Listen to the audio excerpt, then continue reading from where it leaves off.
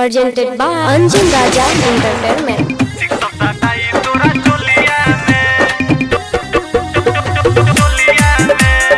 DJ Vikas Simrahi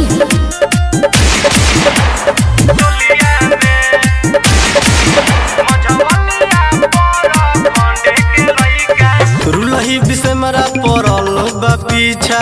पुराना भइल गोरा से मरा के इच्छा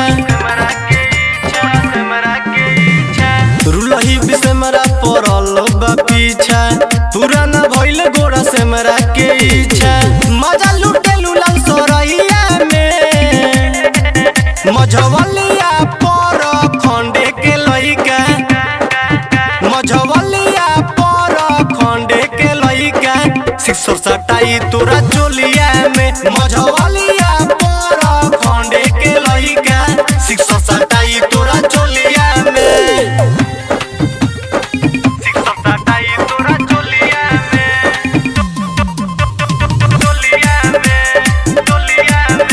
माँ जगदम्बा रिकॉर्डिंग स्टूडियो माधोपुर। बेतिया बागहा छपवा मोतिहारी परसरामपुर में जालू हो धूमनगर मझरिया माधोपुर पकड़ी बगही में खालू हो सनवरिया मवाजो कटिया डुमरिया दुबलिया में जालू हो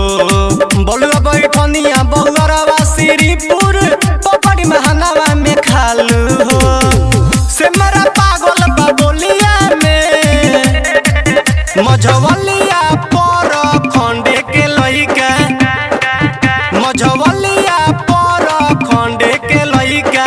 सिक्सर सटाई तोरा चोलिया में मझवलिया पर खंडे के लइका सिक्सर सटाई तोरा चोलिया में डीजे विकास सिमरही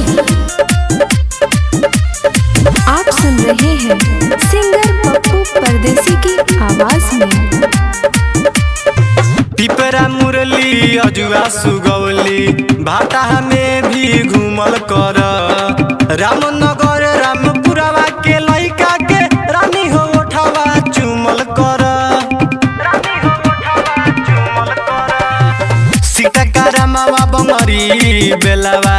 धोबनी सिसही घूमल कर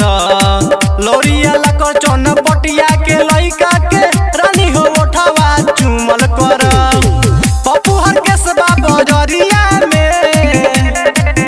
मझवलिया पर खंडे के लइका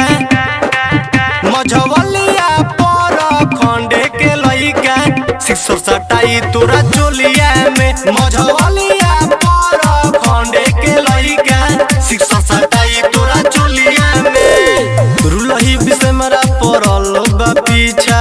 पुराना भइल गोरा से मरा के इच्छा मजा लुटे लुलाल सोरैया में मझवलिया पर खंडे के लइका मझवलिया पर खंडे के लइका सिक्सर सटाई तोरा चोलिया में मझवलिया पर खंडे के लइका सिक्सर सटाई तोरा चोलिया में। माँ जगदम्बा रिकॉर्डिंग स्टूडियो